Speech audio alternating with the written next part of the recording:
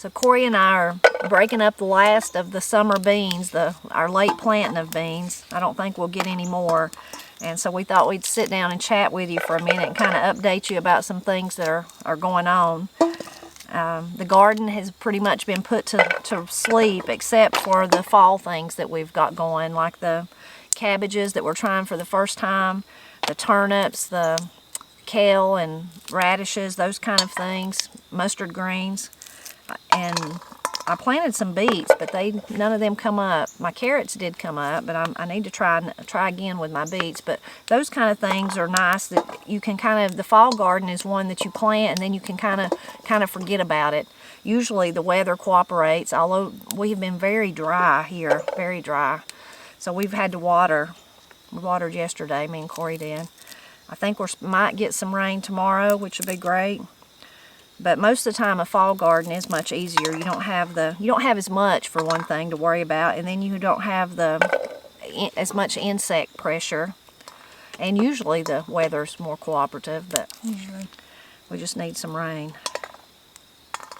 Do you want me to break only all the ones like this get broke up, or just the two big ones? Just if they're big like that, take the bean out. It's fine. But like if there's another one like this that's smaller. Yeah, you can leave them. Yeah, I'm breaking them up, see. I mean, you're breaking some of them up too, though. So we're just finishing up those last few things of putting up food for the year. I still have a few things to do with that. This will be the last of the green beans. I love to grow winter squash because of how they last through the winter. But I've noticed one of my biggest green and white cushaw has a bad place on it, so it's not going to last. So I'm going to have to put that one up. That's something I need to do this week and go ahead and get it took care of. I still have my pumpkins out in the garden, but I only had, I think, 4 pumpkins this year. So somehow our winter squash just didn't do as good as it did last year. But still, thankful for what it did do. I'm also thankful that I have Corie here to help me. God's really blessed me to where I could pay Corie to help me out, and I think she enjoys it. Oh, I love it. I mean, it's a dream come true. We're really close as a family, which is a blessing in and of itself, but then getting to work with your family, I mean, I love it. This is a dream for me. And it's interesting, the culture of Appalachia is a very familial culture. That's very common, you know. There's a lot of jokes and really funny. Even, I mean, it's true, but I can laugh about them even though they're talking about me. And the kind of comedians that talk about it, but about how that you in the South and in Appalachia and throughout the South, I think it's also common, but how you're so attached to your family that you can't go a day without seeing them.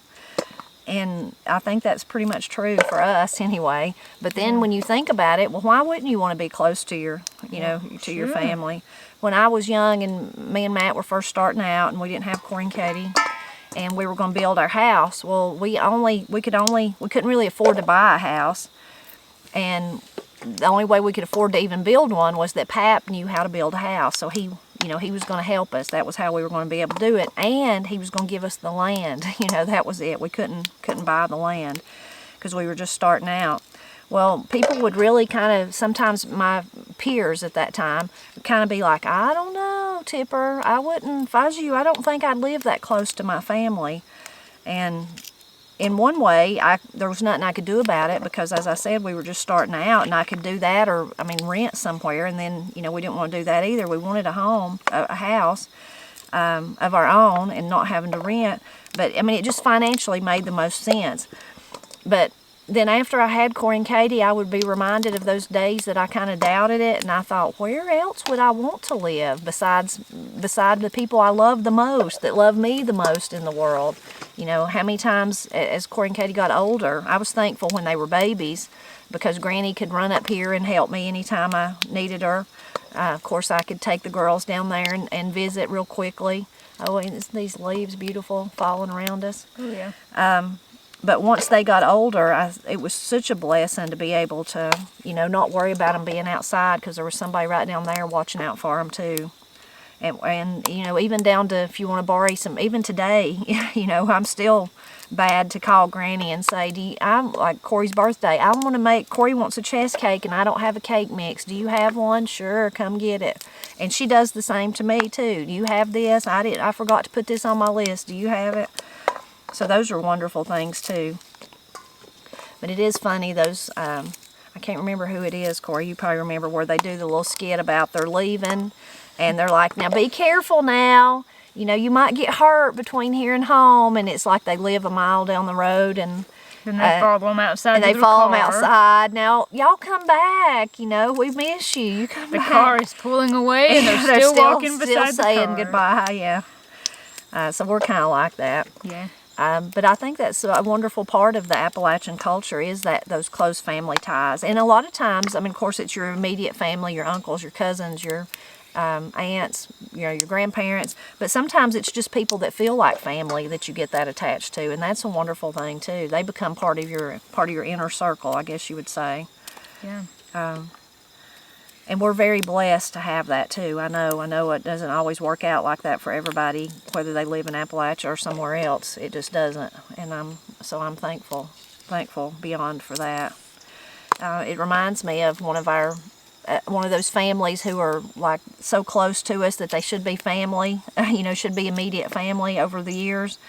But the Chastains, Corie, and Cooks too. Well, the Cooks too, but it reminds me though of the story of these. So it was like be two brothers' families and then the sisters' family, you know, all their families, you know, they'd get together when their kids was young. All of them had really big families, and they told me that even though they just lived, you know, maybe a few miles apart, they'd often just spend the night with each other on the weekends so they could be closer together. And the kids, they would put them in the bed instead of long ways, sideways, so that way they'd fit more kids to the bed. And it's just because they loved each other's company. You know, they just loved to be together. Husbands and wives and kids, all. It was just, you know, something they enjoyed. If I got leaves in my hair. I didn't notice it till just now. Was it on my head? It's on your head. Had a little leaf. Well, if you're supposed to, John Paris says if you catch a leaf every year, it means you don't get a cold. Which I think you're supposed to catch it in your hand, not your hair. I wonder what it means for catching it in your hair. Yeah, I don't know. So what other exciting news have we got, Corie? I'm having my house painted. That's exciting for me. Yeah, Corie's having her house painting. That's good. That's exciting. Yeah. Our cookbook, mine and Jim Casta's cookbook, has a name finally. We're at that stage of the game. And the name is going to be, let's see if I can get it right or not, Corie. You may have to help me. So, Celebrating Southern Appalachian Food, Recipes and Stories from Mountain Kitchens. Perfect. It's a great name, I think. I think it really encapsulates what we're doing in the cookbook. So that's really exciting. One more step closer to for the publisher to get it ready. We've still got to do the proofs and all that kind of stuff. I still don't know what the cover of the book's going to look like. But as far as mine and Jim's work, the majority of it's all been completed, which is really exciting for me and him both. Yeah. We're really excited about it.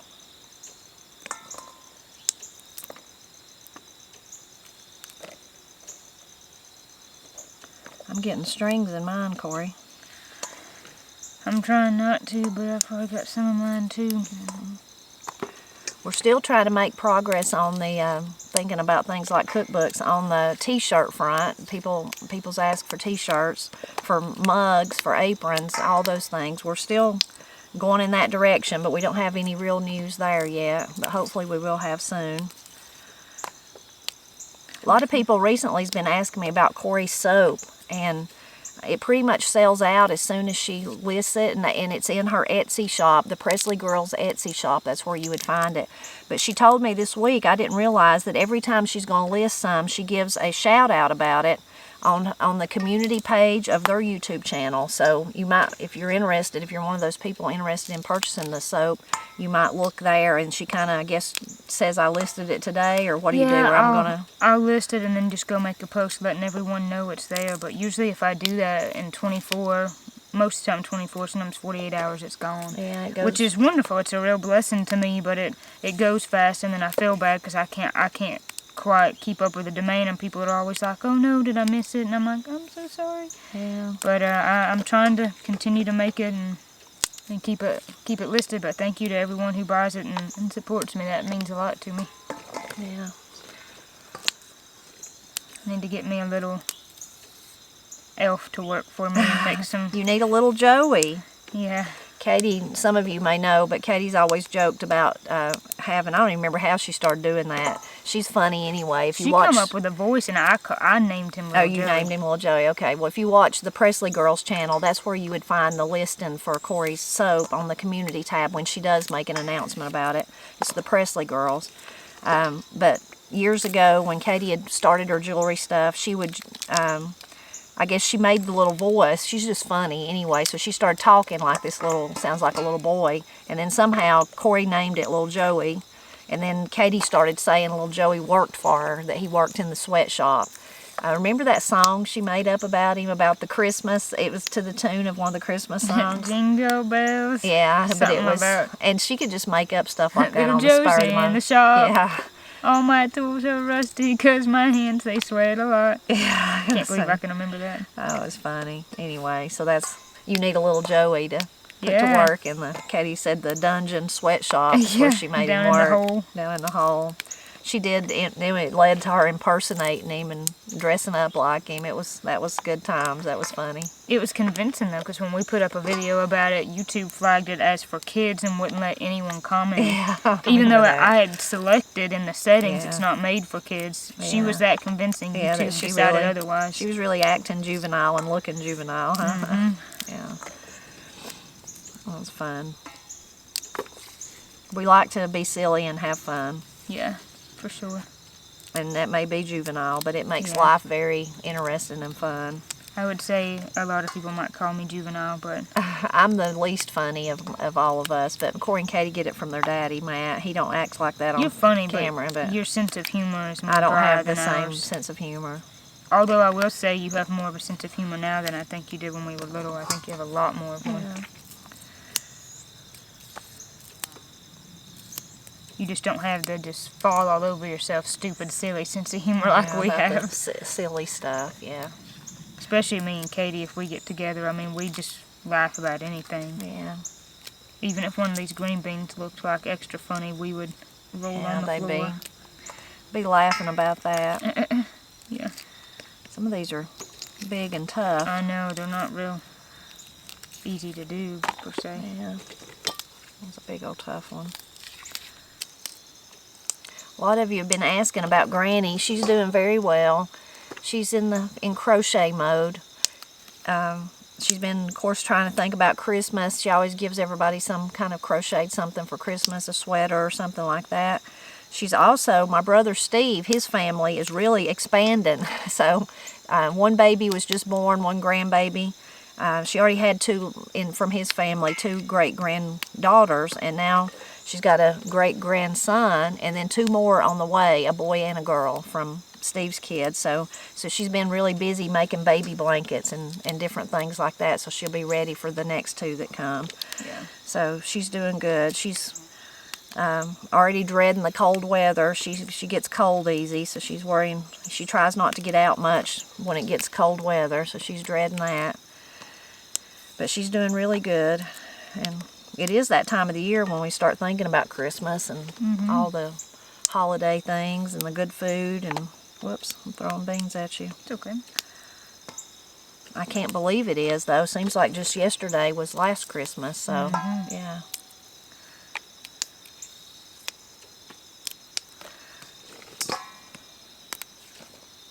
One thing I thought of that I wanted to mention was I wanted to do it last year and it didn't work out, but not everyone listens to the books that I read, but those of you who do and really like them, of course, Alex is about to come to a close, you know that, and I have one more week after this week and then Alex will be over, so of course I'm thinking about the next book that I want to read and studying that out. I've got it narrowed down to one or two.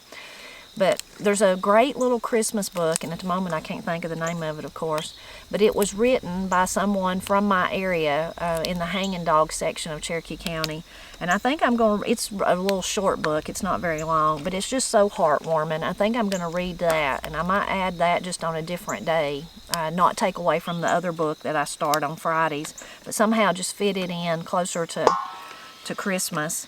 I hadn't told Corie this. Usually I bounce stuff off her. She's probably thinking, what? You're going to add another video? Hey, I think that'd be great. But I was just trying to think of how I would, I thought of it last Christmas after Christmas was over. I thought, why didn't I read that little Christmas book? It's so heartwarming.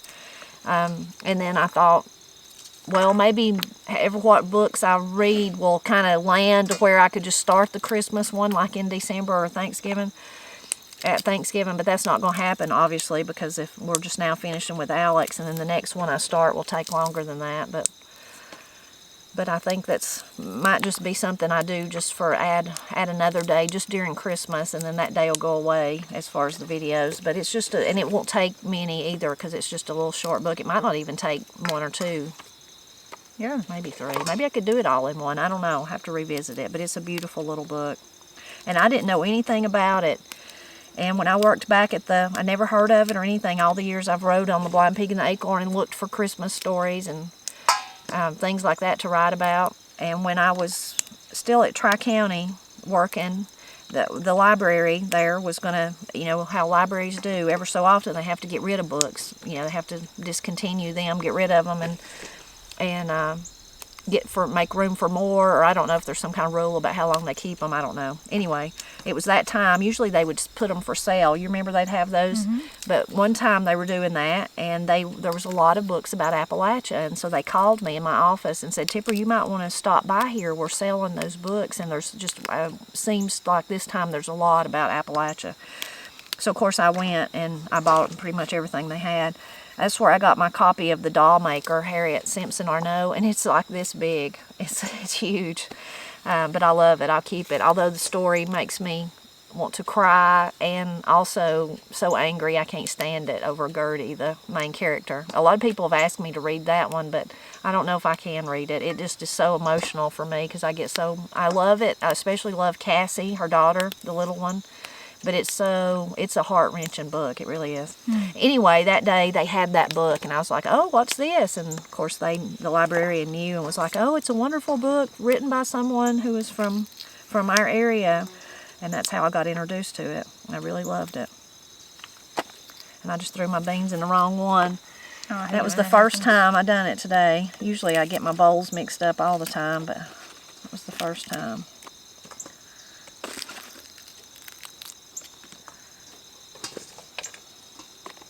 That was it.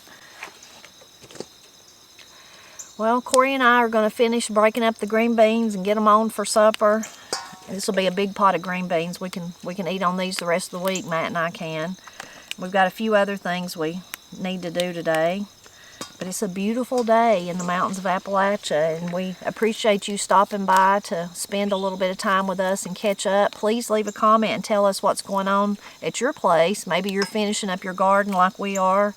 Of course, some of our followers in other places are just now starting their garden. So always interested, though, to hear from you. And we're always happy when you stop by to help us celebrate Appalachia.